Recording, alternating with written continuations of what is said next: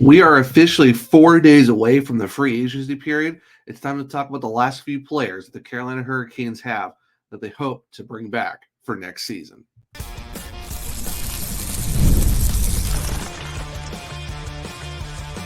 You're Locked On Hurricanes, your daily podcast on the Carolina Hurricanes, part of the Locked On Podcast Network, your team every day. Welcome to a Thursday edition of Locked On Hurricanes, your team every day, part of the Locked On Podcast Network. Thank you to the everydayer for making this your first listen of the day, 5 days a week, Monday through Friday, talking everything about your Carolina Hurricanes. I am your host, Zach Martin. I am the Carolina Hurricanes beat writer over at the Hockey Writers. I also do some AHL coverage over at the Calder Times. I am the co-host of the Searchcast, which is a weekly Carolina Hurricanes podcast, along with my duties here at Locked On Hurricanes. Got a good show for you guys today on a Thursday edition of the podcast, as we get to talk about the last three players that are going to be unrestricted free agents coming by July 1st, which is next Monday. I know there's a couple other guys as well, but we're going to kind of wrap up the UFA and RFA series, as now we get the fact that we got the draft coming up on Friday, which is tomorrow. So the three guys we're going to talk about is going to be Teuvo Teravainen, Brady Skjei, and Brett Pesce, talking about the contracts that just expired for them, what AFP Alanytics is projecting that they're going to get on their next contracts, and also talk about some thoughts that Pierre LeBrun from TSN wrote in his latest on The Athletic. But before we get into all of that, today's episode is brought to you by Game Time. Download the Game Time app, create an account, and use code LOCKEDONAHL for $20 off your first purchase. Terms apply. So, like I said, we're going to jump into Teuvo Teravainen, Brady Skjei, and Brett Pesce, and looking at what potential contracts they could get. That's projected by AFP Analytics. If you haven't checked out those guys, make sure to do so. They do a really good job of, UFA, RFA contracts, short and long-term deals, and also looking at guys who could get extensions on July 1st. So if you haven't checked it out, make sure to go do so.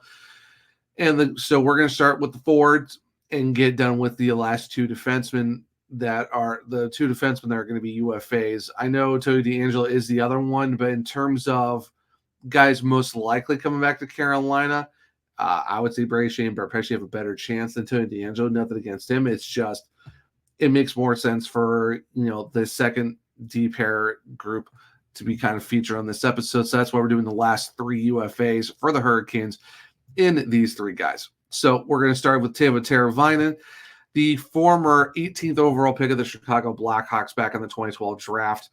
29 years old. He just got done with his deal, which was a 5-year, $27 million contract that he signed with Don Waddell back in January of 2019, which carried an AAV of $5.4 million. Now, it was a bounce-back season for Teuvo Teravainen, which is good to see. He had 25 goals and 53 points in 76 games and finished with a plus 15. And in the playoffs, he had 2 goals for 6 points in 11 games. Definitely was a great bounce back for him for the fact that he looked at last year. He only had 37 points, and it was a very tough year for him, off the ice in 22-23. It was good to see how it bounced back from him, and this is coming, 2 seasons after his 65 points in 77 games back in the 21-22 season, where he also had 11 points in 14 games in the playoffs, which, if you look at Teuvo's best season with Carolina, since coming over in 2016-17, his best season was actually the 2018-19 season, where he had 21 goals, 55 assists for 76 points in 82 games, and then had 7 goals for 10 points and 15 in those playoffs. Now, you would love to keep Teuvo Teravainen around. He fits the system really well. He's more of a distributor than anything else. We all know this. A lot of people think he could shoot more, and he was shooting the lights out at the start of the season, where he scored the first goal of the year for the Hurricanes. Him and Jasper Kotkaniemi kind of carried the team for the most part for the first, I want to say, most of October and through a good majority of November, and then kind of, tapered off a little bit. He was still putting up points, but you were hoping to see more of a continual effort for Teuvo. Like I said, still not bad though if you look overall that he did have 53 points. Definitely a bounce back from his 37. But making $5.4 million, you kind of hope that it's a type of year where you're maybe, he did get 25 goals. You're hoping to get 30. You're hoping to get 60 points. I mean, overall, 53 and 76 is really good for the fact that it's a bounce back.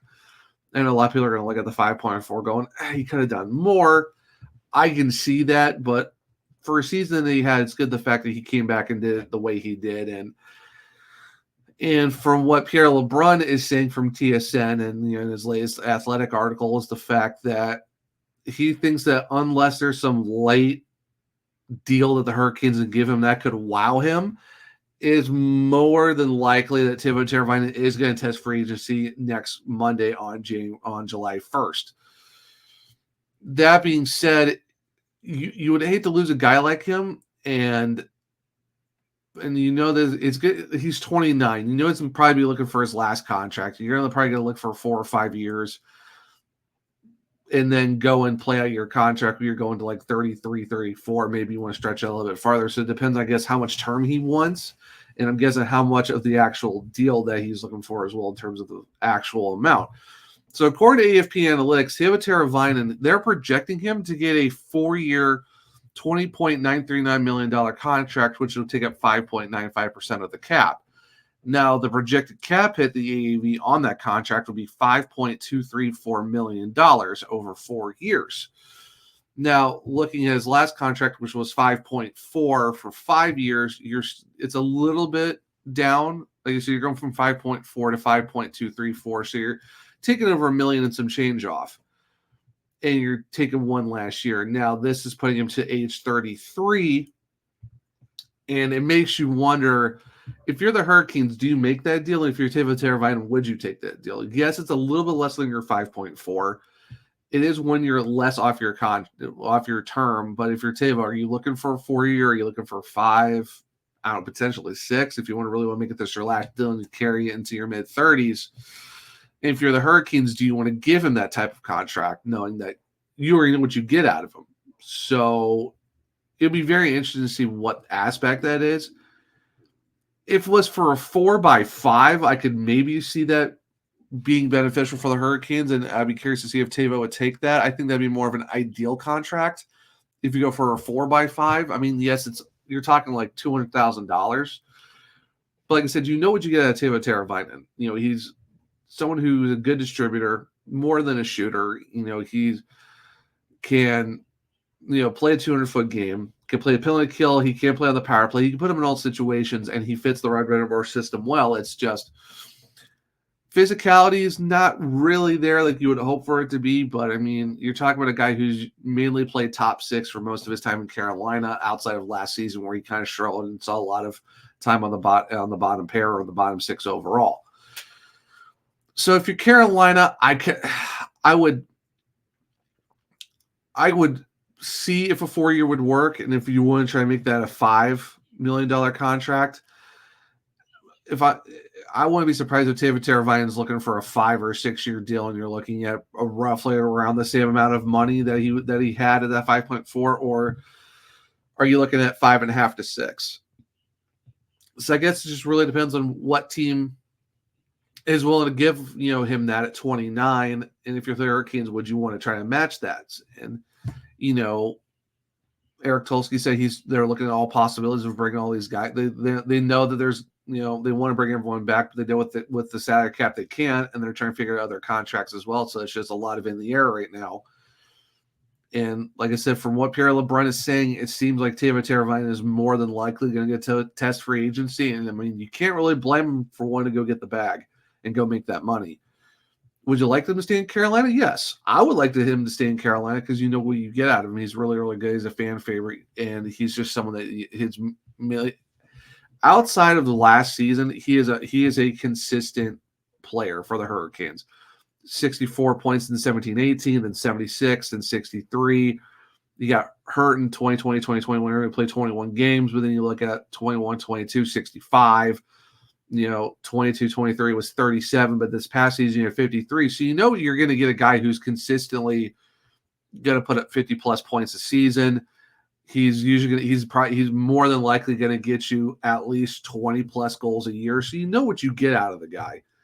It's just, can you stomach an AAV where you got all these other contracts you got to worry about too? So that's the main thing for the Hurricanes is like, how do you figure out what the term is and what the amount's going to be? So let me know what you think. Do you think a 4x5 would be better to keep Teuvo Teravainen, or do you think that he's going to go somewhere else and look for a $5.5-6 million contract with longer term? So let me know what you think in the comments. I would love for him to stay. I think a 4x5 would be better, but I wouldn't be surprised if we went into the open market and got 5.5 to 6 for 5 or 6 years. So it'll be very, very interesting for Teuvo Teravainen. So that will complete the forward group of the Hurricanes in terms of being UFAs. We are now going to go over to the defense. And we know Dylan Coughlin's an RFA. That's kind of, we'll see what happens with that. Tony DeAngelo, more than likely, he's probably not going to come back. He was healthy scratched a lot. Not really going to dive deep into that. So the two guys we are going to finish this series up with, because all the goalies are locked up next year for the Hurricanes, we don't really got to look at the goalie situation. So the last two players that we're going to look at for the Hurricanes is going to be Brady Skjei and Brett Pesce. And we are going to start with the man on the left side, number 76, which is Brady Skjei. And we'll talk about him here in a second on a Thursday edition of Locked On Hurricanes.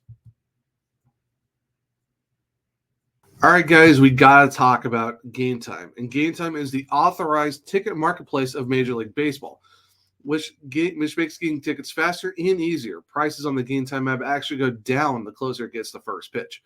With killer last-minute deals, all-in prices, views from your seat, and their lowest price guarantee, Game Time takes the guesswork out of buying MLB tickets.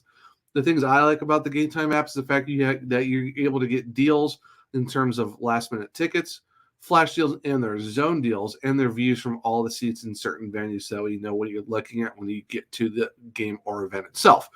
With their last-minute deals, you can save up to 60% off buying last-minute for sports, along with concerts, comedy theaters, and so much more. So it's not just sports you can get deals on, but everything else as well. And talking about deals, their flash deals is something where you can save more with exclusive in-app deals on select seats ahead of the game or the event. And with their zone deals, you can save more when you choose the section, but let the Game Time app choose the seat for you. And talking about seats, the one thing I really like is their panoramic view setting, to where when you go look at the seats, you can see where you're sitting in the app before you buy, so that way you know if there's any obstructed views or bad angles. You'll know before you buy your tickets. So with that, you got to take the guesswork out of buying MLB tickets with Game Time. Download the Game Time app, create an account, and use code LOCKEDONNHL for $20 off your first purchase. Terms apply. Again, create an account and redeem code LOCKEDONNHL. That's LOCKEDONNHL for $20 off. Download Game Time today. Last minute tickets, lowest prices, guaranteed. Welcome back to a segment 2 of Locked On Hurricanes, your team every day. Just like I said at the end of segment 1, we're going over to talking about the defensemen, and the first one is going to be Brady Skjei, the former 20th overall pick in the 2012 NHL entry draft by the New York Rangers, is said to become an unrestricted free agent, of course, and the 30-year-old Minnesota native is looking to potentially get his last contract of his career, and it's going to be probably going to be lengthy and very, very pricey. So his last deal that just got done was a 6-year, $31.5 million deal that he signed back in July of 2018 with the New York Rangers when Jeff Gorton was the general manager, and that was a cap hit of $5.25 million in the last 3 years, were modified no trade clauses. Now for Brady Skjei, this past season, he actually had a career high in points where he had 47 points in 8 games for the Hurricanes, 13 goals, and a tied career high of 34 assists. The last time he had 34 assists in the season was back in the 2016-17 season with the Rangers, where he had 39 points. Goal-wise, it was a little bit down from the previous season where he had 18, which was his career high. But over the last 2 seasons, he's actually seen himself go over 10 goals a season. Before that, he had 9 at the highest. And over the last 3 years, he's seen a growth of 20-plus assists. So he had 30 in 21-22 the previous season he had 20, and then this last year he had 34. Finished with a plus 15. He had 1 goal, 8 assists for 9 points, finished a plus 5 in 11 games in the playoffs for the Hurricanes. Now, like I said, his previous contract was a 6-year, $31.5 or $5.25 million. AFP Analytics, they are saying that Brady Skjei is projected to get a 5-year, $37.456 million deal, which would take up 8.51% of the projected cap. Now, the AAV, the cap hit of that contract will be $7.491 million. So now you're talking 5 years at 7.491. That is a pretty decent jump up from 5.25 to what projected to be 7.491. So you're talking well over $2.2 million jump for Brady Skjei. Now, Pierre LeBrun is saying that the chances of Brady Skjei going to free agency is somewhere around in the 55 to 65% range. So there still is a chance that he stays in Carolina. And if the Hurricanes are willing to go there for Brady Skjei, where you're giving him that almost $7.5 million per season that he wants, if they think that if they think that they really want him, I could see them going for it. To where, yeah, you do have Dmitry Orlov at 7.7, but he's in the last year of that contract. So if you have to take a year hit where you're paying 2 guys over $7 million, especially over close to or above 7.5, that'll be very, very interesting to see if the Hurricanes will do that. Because with the rumors that Elliot Freeman said a few weeks ago, where Jacob Slavin could be looking at a 8-year, 6.5. So if he takes 8 by 6.5 for Slavin, that does open room for Brady Skjei to go get his contract if he wants to do that 5-year, 7.491. Like I said, the Hurricanes could do it. They could do if they really wanted to. They want to give him almost that $7.5 million over 5 seasons. That would take him until his 35-year. He'll be, like I say, he'll be 35 in March when that contract kind of does end. So it is a possibility that it's a deal that could work for both sides if the Hurricanes want to go and put that price up, and if Brady Skjei wants that. Because I know Freeman a couple months ago was talking about how the Hurricanes last year were trying to give, or this past season was trying to give Brady Skjei a Dmitry Orlov creative contract, where you're talking very short term, but a bigger AAV. Orlov is making a 2 by 7.75. Or are you going to give Brady Skjei the same deal, or are you looking at 2 by 8? No one really knows, because the contract obviously wasn't signed, and it's one of those things where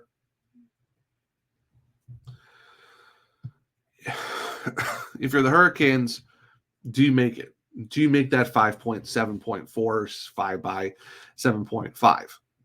Do you give him the term? Do you give him the contract? It's like I said, Pierre LeBrun thinks that there's a good chance that he does stay in Carolina. Him going to free agency is only at 55 to 65%. So there's a good chunk of chance that Brady Skjei could come back to Carolina. If I'm the Hurricanes, if I know you're going to keep one of your other top 4 defensemen locked up for 5 years, and that's going to be 5 years, which kicks into would be year 4 of Slavin's new contract, because Jacob Slavin is under contract already through this upcoming season for 24-25, and his extension kicks in next year. So you're talking Jacob Slavin as your number 1 left side defenseman for another 8 seasons after next year. So you're going to have 9 years of Jacob Slavin left. And if you sign Brady Skjei to the 5 years, you got those 2 guys as your first and second left side defenseman for the next 5 seasons at least. I would say if you want to bring one of your defensemen back, I would probably say you want to bring Brady Skjei, because of the fact that he does have a lot of offensive upside and he can man the power play. Because you saw what happened when he was on the power play for the Hurricanes in the playoffs. They actually got a little bit better on PP1. So if you think that you need Brady Skjei a lot for the power play, being your power play quarterback for PP1, and you really want his offensive upside, where he had over 10 plus goals the last 2 seasons, you're going to get a guy who's going to put you up a decent amount of points where he's getting, last year he had 47, which was a career high.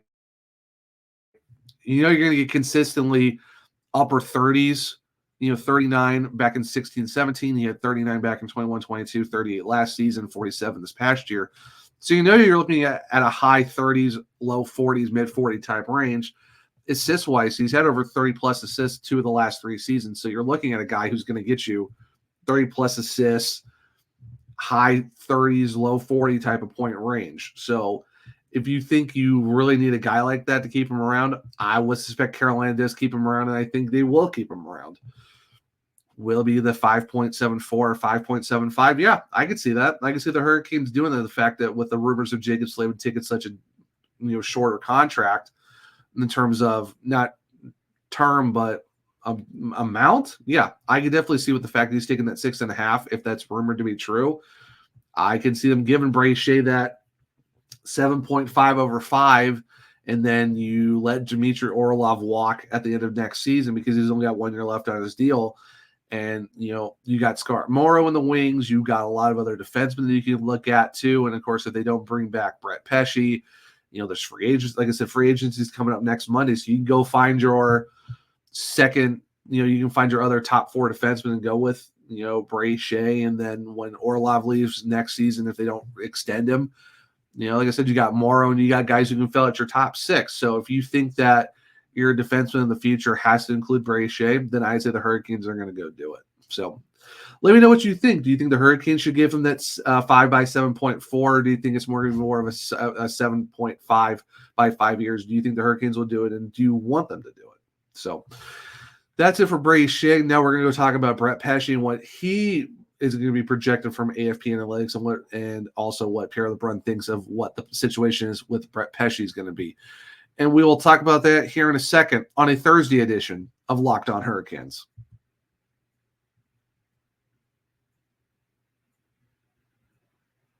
Welcome back to a segment 3 of Locked On Hurricanes, your team every day. So at the end of segment 2, a teaser, we're going to talk about Brett Pesce, and now it's time to talk about Mr. Blue Eyes himself, number 22, in Mr. Brett Pesce. Now, the former 66th overall pick by the Carolina Hurricanes in the 23 entry draft is going to be an unrestricted free agent, as we all know. The 29-year-old Tarrytown, New York native had definitely a down year in terms of points. If you look at how Brett Pesce played, 3 goals, 10 assists for 13 points. He did finish a plus 10. He did play in 70 games because he did get hurt over the season with the Hurricanes. Definitely a step down from his 30-point season that they had the year before, where he had 5 goals, 25 assists for 30 points. Most of his time with the Hurricanes, you can see that he's not a guy who hits 10-plus goals in a season. His best was he had 7 twice. Definitely a lot more of an assist-type guy. He's definitely a two-way defenseman, but definitely leans towards the defensive side and is more of a distributor. The last 2, the 3 previous seasons, he had 21 assists in 2021, and then 21 in 21-22, and then 25 the season before. This past season, only 13, and then the playoffs, he only played 2 games because he did break his leg in the first round against the Islanders. So unfortunately, didn't get to see him a lot in the playoffs. Kind of tough when you're looking at a contract season. And then the fact he only played 70 games, nothing you really do about that when you're hurt. It is what it is. So with Brett, he just finished up his contract, which is a 6-year, $24.15 million deal that he signed with Ron Francis back in August of 2017 when he was the general manager for the Hurricanes. That AAV was $4.025 million, and the last 2 years were a 15-team no-trade clause.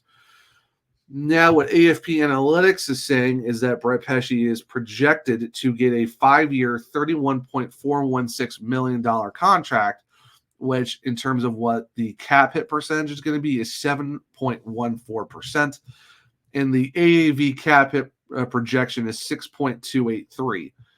Now, 6.283, you're talking,